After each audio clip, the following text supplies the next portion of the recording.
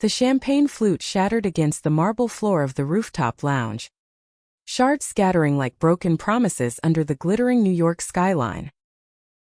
Riley's laugh died in her throat as she turned, her engagement ring catching the light like an accusation. Sawyer stood there, fists clenched, her voice a raw whisper that cut through the party noise. "You're marrying him? After everything? You're throwing it all away for a white picket fence lie." The rooftop of the Standard Hotel pulsed with the kind of forced elegance that only Manhattan could pull off on a humid August evening. Fairy lights draped like lazy spiderwebs across the pergola, casting a golden haze over clusters of guests in linen suits and sundresses, all sipping rose and pretending they weren't sweating through their designer labels. Laughter bubbled up from the crowd, old college friends from NYU, Riley's work buddies from the ad agency, Alex's finance bros with their Rolexes flashing like distress signals. It was supposed to be the night of Riley's life. The engagement party Sawyer had orchestrated down to the last artisanal charcuterie board. But now, the air hung thick with the metallic tang of spilled bubbly and something far sharper, regret. Sawyer Hayes had always been the architect of other people's happiness. 28. She'd clawed her way from a cramped Bushwick walk-up to her own event planning firm, Eternal Vows, specializing in weddings that made Instagram weep. Her portfolio was a gallery of tear-streaked first looks and sunset vows, straight, gay, poly, whatever the heart desired. But Sawyer's own heart? That was a locked vault, buried under blueprints and mood boards. Growing up in a Rust Belt Ohio town where fag was still playground currency, she'd learned early to build walls higher than the one she decorated with peonies. College had been her escape hatch, NYU's Tisch School, where she'd majored in dramatic writing, but pivoted to events when scripts felt too exposing. That's where she'd met Riley. Riley Donovan, with her infectious laugh that could disarm a bouncer and hazel eyes that shifted like traffic lights, green in jealousy, amber in mischief, brown in the rare moments of vulnerability. They'd bonded over late-night ramen in the dorms, Riley the straight-A psych major dreaming of Madison Avenue, Sawyer the brooding artist sketching set designs on napkins. Riley had been Sawyer's first real friend, the one who dragged her to pride parades and whispered, "You're valid, babe," when Sawyer came out sophomore year. In return, Sawyer had been Riley's sounding board through a string of bad dates, the Wall Street douche who ghosted her, the barista with a poetry habit that bordered on stalkerish. They'd shared a shoebox apartment in the East Village postgrad, splitting rent and secrets until Riley's career took off, and she upgraded to a one-bed in Chelsea. Sawyer loved Riley like oxygen. The kind of love that started as sisterly and twisted, slow and inevitable, into something that clawed at her ribs every time Riley brought home a guy. She dated women in fits and starts, a tattooed barista from Brooklyn, a soft-spoken lawyer from the Upper West Side, but none stuck. None measured up to the curve of Riley's smile when she talked about her dreams, or the way she'd curl into Sawyer's side during movie marathons, oblivious to the way Sawyer's pulse thrummed like a live wire. And now this. Alex freaking Hargrove. Tall, golden boy Alex, with his venture capital's smile and family estate in the Hamptons. They'd met at a networking happy hour 6 months ago, and Riley had fallen hard texting Sawyer nonstop about his killer playlist and how he actually listens. Sawyer had nodded through the gushing, even set them up on their first real date at a speakeasy in the Village.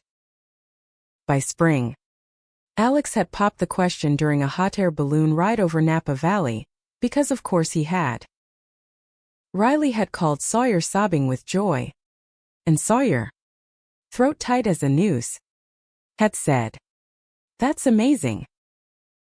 Let's make it epic." Planning the engagement party had been Sawyer's masochistic masterpiece. She'd sourced vintage lanterns from a salvage yard in Red Hook, curated a playlist of Riley's favorite indie folk, Hozier, sure, but with a Phoebe Bridgers deep cut for the ache. And even flown in a string quartet from Boston because Riley had once mentioned loving Vivaldi under the stars. The menu? Lobster rolls with truffle aioli. Alex's touch. Naturally, and gluten-free cupcakes frosted in Riley's favorite shade of seafoam. Sawyer had micromanaged every detail. Her team of assistants scurrying like elves while she hid in the back office, nursing a flask of bourbon and sketching doodles of Riley in a wedding gown that looked suspiciously like armor. The party had hummed along perfectly for the first hour. Toasts clinked like wind chimes.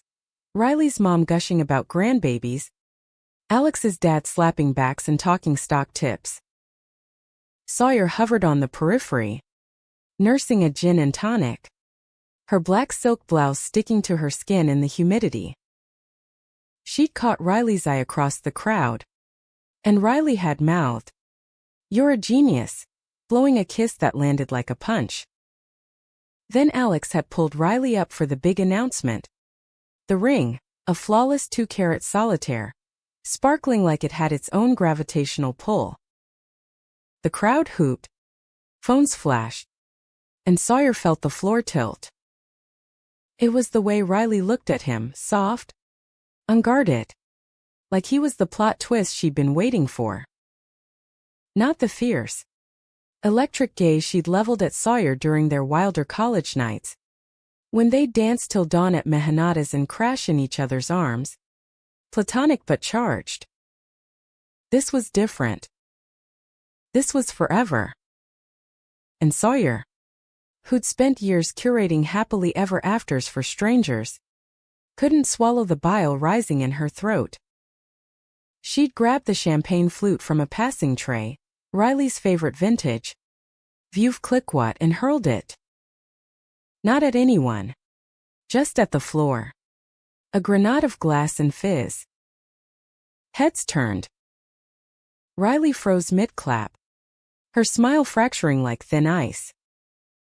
"Sawyer," Alex said, brow furrowing in that polite confusion rich boys mastered at Andover. "You good." But it was Riley who stepped forward. Hand on Sawyer's arm. Voice low and laced with worry. "Hey. What's wrong? Talk to me." The words erupted before Sawyer could cork them. "Wrong? You're kidding. Right? This whole fairy tale, it's bullshit. He's straight-laced vanilla in a world that chews up anyone who doesn't fit the mold. And you're fire. You're the girl who streaked across Washington Square Park at 3 a.m. Because Wawalo, not this suburban mirage." Riley's face paled. The ring suddenly too heavy on her finger. Guess shifted awkwardly, pretending to admire the view. Alex cleared his throat. "Sawyer, maybe we should." "No," Sawyer snapped, green eyes locking on Riley's. "Tell me I'm wrong. Tell me you're not settling for the life I could never have. The one where you get the dress, the vows, the kids with his eyes, because God forbid you love someone who looks back at you the same way." The rooftop fell silent, save for the distant honk of taxis 30 stories below. Riley's lips trembled, hurt blooming in her eyes like ink in water. "Sawyer. What the hell? This is my night. Our night. You're my best friend. Why are you doing this?" Sawyer's chest heaved, the confession she'd buried for years clawing its way out. "Because I love you, Riley. Not like a sister. Like the kind of love that ruins you. And watching you choose him? It's killing me." The words hung there, exposed and ugly, as thunder rumbled in the distance. Rain began to patter on the pergola, a soft prelude to the storm. Riley recoiled, hand flying to her mouth. And Sawyer knew she just torched the only bridge that mattered. The rain came down in sheets now, turning the rooftop into a watercolor blur of fleeing guests and overturned chairs. Sawyer didn't move, rooted like one of the potted ficus trees she'd rented for ambience. Her pantsuit clung like a second skin, cold and unforgiving. But it was nothing compared to the ice in Riley's stare.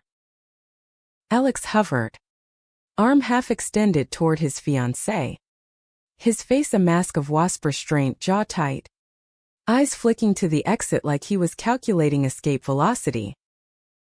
"Riley, let's go inside," he said, voice even, the way men like him talk down hijackings. But Riley shook her head, auburn waves plastered to her neck, and stepped closer to Sawyer instead. The string lights flickered, casting erratic shadows that danced across her face, shock, anger, a flicker of something softer, unnameable. "You love me," Riley whispered, the words slicing through the downpour. "Like that, Sawyer? We've been friends for a decade." Why didn't you say anything?" Sawyer laughed, a bitter bark that echoed off the Hudson. Water streamed down her face, tasting of salt and city grit. "Say anything? And ruin us? You were always the golden girl. The one who got the boys, the internships, the parents who threw parades for your report cards. Me? I was the sidekick. The one who fixed your makeup after you cried over some asshole and held your hair when you puked Jaeger bombs. If I'd told you, you'd have bolted. Or worse, pity fucked me out of guilt." Riley flinched, hazel eyes darkening to storm cloud brown.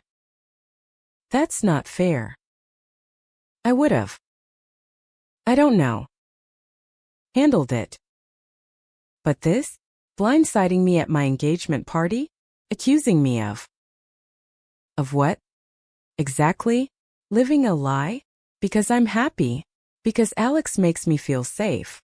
"Safe," Sawyer echoed, the word venom on her tongue. "Yeah. That's the dream. Isn't it? Safe like a minivan in the burbs. PTA meetings and Sunday barbecues. The life my mom warned me I'd never get because I'm broken. You get to waltz into it without a second thought. While I plan weddings for women who look at me like I'm the help." The accusation landed like a slap, and Riley's cheeks flushed beneath the rain. She glanced at Alex, who was now on his phone, murmuring to the venue manager about damages. "Sawyer, this isn't about you. Or us. Alex, he sees me. All of me. Not just the wild college version you romanticize." Sawyer's heart twisted, a knife she'd sharpened herself. "Sees you? Or sees the version that fits his narrative? The pretty straight girl who'll look perfect on his arm at the Met Gala? Come on. We've talked about this privilege. Blind spots. Remember that night in the village? After the rally, you said you'd burn it all down for love. Real love.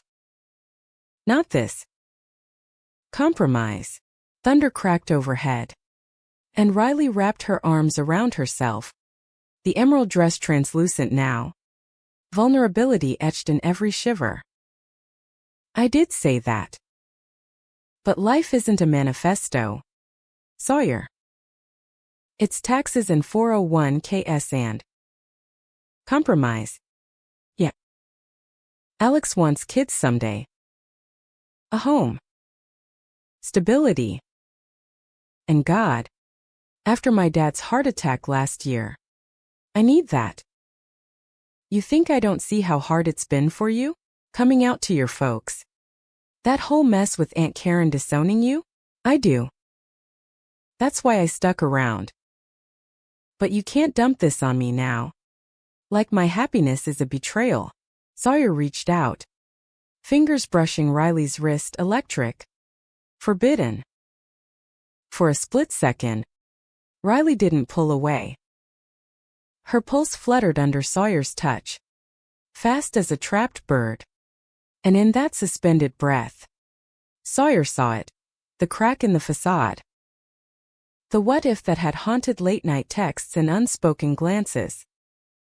But then Alex was there, coat draped over Riley's shoulders, his hand firm on her elbow. "Enough," he said. Not yelling, but with the quiet authority of someone who'd never had to.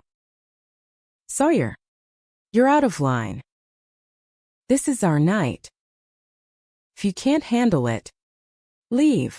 Sawyer met his gaze, green fire to his cool blue. "Your night? I built this. Every light, every laugh, I made it magic for her. Because that's what I do. Give people the endings they don't deserve." She turned back to Riley, voice cracking. "But you're settling for the script everyone else wrote. The one where the girl gets the guy. The house. The I do that means I quit dreaming. I can't watch it. I won't." Riley's tears mixed with the rain, her voice a fractured plea. "Then don't. But don't hate me for choosing. I love you. Sawyer always will. As my friend. My family. But this changes everything." She let Alex lead her toward the elevator, pausing once to look back. Sawyer stood alone in the deluge, the party debris swirling at her feet like confetti from a funeral. As the doors dinged shut, swallowing Riley's silhouette, Sawyer sank to her knees, the skyline mocking her with its indifferent sparkle. She'd planned the perfect night, and ruined it all. The fallout hit like a hangover from hell. By morning, Sawyer's phone was a minefield. Voicemails from mutual friends. "What the fuck? Dude." A curt text from Alex. "We're done working with Eternal Vows." Invoice attached. And nothing. Radio silence from Riley. Sawyer called out sick to her office, curling under the threadbare quilt in her bed's dewy brownstone. The one with the creaky radiator that sounded like distant applause. Her cat, a one-eyed tabby named Frida, headbutt her hand, demanding breakfast. But even that felt like judgment. Flashbacks clawed at her as she stared at the ceiling cracks mapping out like veins. Ohio, 2012. Mom's Bible study group whispering when Sawyer brought home a girl from track. "It's a phase. Honey. Pray it away." Dad's silence louder than any shout, his tool belt clanging as he stormed to the garage. She'd fled to New York with a duffel and a scholarship, vowing never to look back. Riley had been her anchor then, first sleepover after the fight, binging the L word with contraband wine coolers. "You're not broken," Riley had said, braiding Sawyer's hair. "You're a goddamn revolution, but revolutions don't get the girl." Sawyer scrolled through old photos. Spring break in Miami.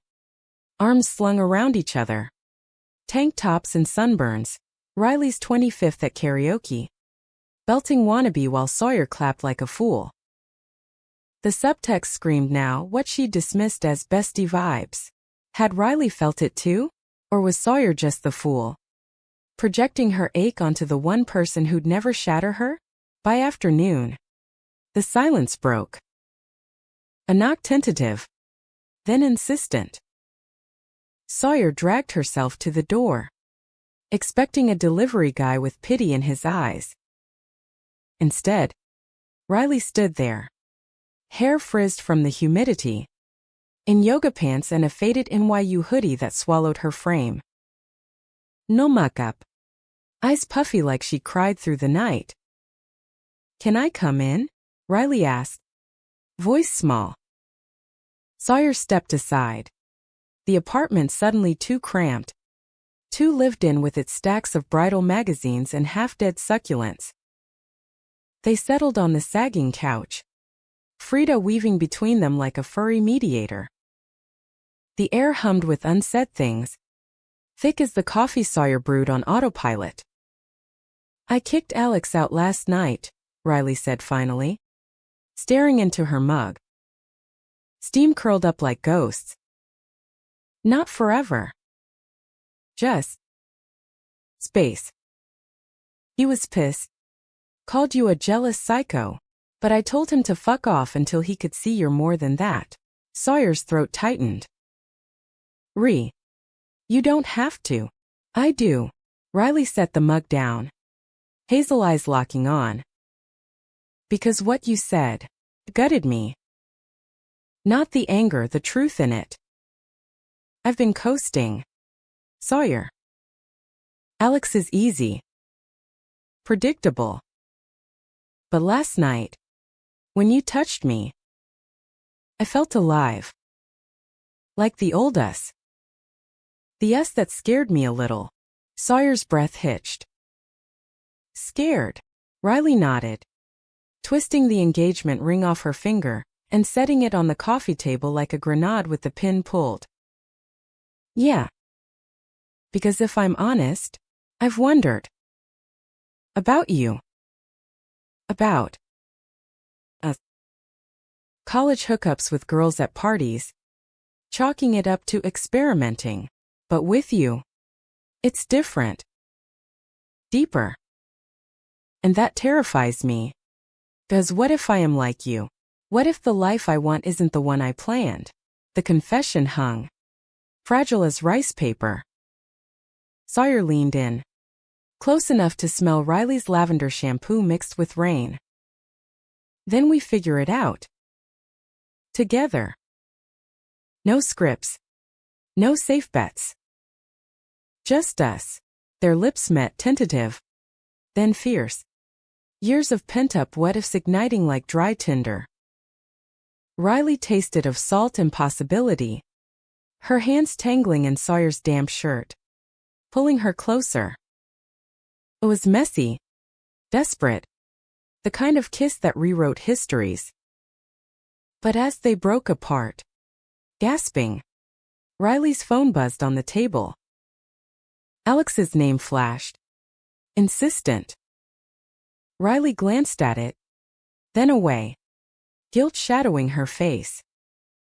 "I need time," she whispered, "to untangle this. From him. From everything." Sawyer nodded, heart pounding a war drum. "Take it. But don't disappear on me again." Riley left with a hug that lingered too long, the ring left behind like a talisman. Sawyer watched her go, the door clicking shut on a precipice. Hope flickered, but so did dread. In New York, love was a skyline, beautiful, brutal, always one storm away from blackout. Weeks blurred into a fragile détente. Riley and Alex hit pause. Awkward brunches turned into solo therapy sessions, the ring gathering dust in Riley's nightstand like a relic from a cancelled exhibit.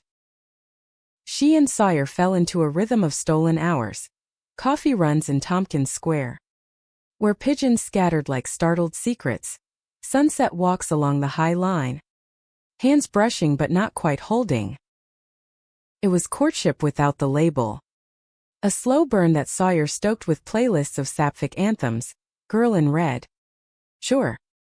But with a Brandy Carlile ballad for the ache, and Riley tempered with psych articles on queer awakening that she read aloud in bed, platonic. For now. But charged with the promise of more. Sawyer's business teetered. Whispers rippled through the bridal circuit. That planner who tanked her bestie's engagement. Hard pass. Gigs dried up. Her inbox a graveyard of polite declines. She poured the void into redesigning her loft. Fairy lights repurposed from the rooftop fiasco. A vision board of Eternal Vows 2.0. Events for the unscripted. The outsiders. Frida approved. batting at the dangling bulbs like they were prey. But the idol cracked under pressure. Alex wouldn't fade quietly. He showed up at Riley's agency one crisp October lunch, all pressed chinos and earnest eyes, begging for the talk. Riley texted Sawyer a frantic SOS. And by evening, they were holed up in a dive bar in Hell's Kitchen, nursing IPAs under neon signs that buzzed like bad omens. He says he gets it, Riley recounted, voice laced with exhaustion. That my phase with you is just that, a phase. Like it's a flu I can sweat out with Peloton and couples counseling. She air-quoted phase, her laugh hollow. But Sawyer, when I'm with you, it's not confusion. It's clarity. Scary as hell. But real. Sawyer traced the condensation on her glass. Hard a fist in her chest. And him? What's he offering that you can't walk from? Riley's gaze dropped. Forgiveness. Easy. The path of least resistance. My mom called today.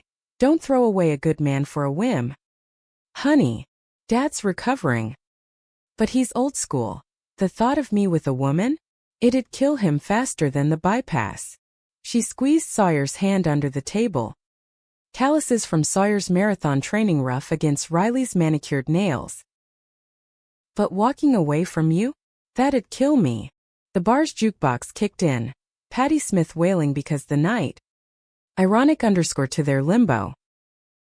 Sawyer pulled Riley onto the dance floor. Bodies swaying in the dim. A bubble amid the afterwork crowd. No kisses. Not yet, just the press of hips and shared breath. A promise etched in sweat and synth. For the first time, Sawyer let herself dream. Not the white dress, but a commitment ceremony in the Catskills. Vows under maples turning fire red. Riley in a suit that hugged her curves like a secret. But dreams bruise easy. The betrayal came swift. Surgical. 2 nights later. Sawyer's phone lit up at 2 a.m. A screenshot from a mutual friend. Alex's Instagram story. A blurry photo of Riley and Sawyer dancing. Caption: some things aren't meant to last. Moving on. Below it, a link to a gossip subreddit. NYC wedding planner outs bestie as homewrecker T?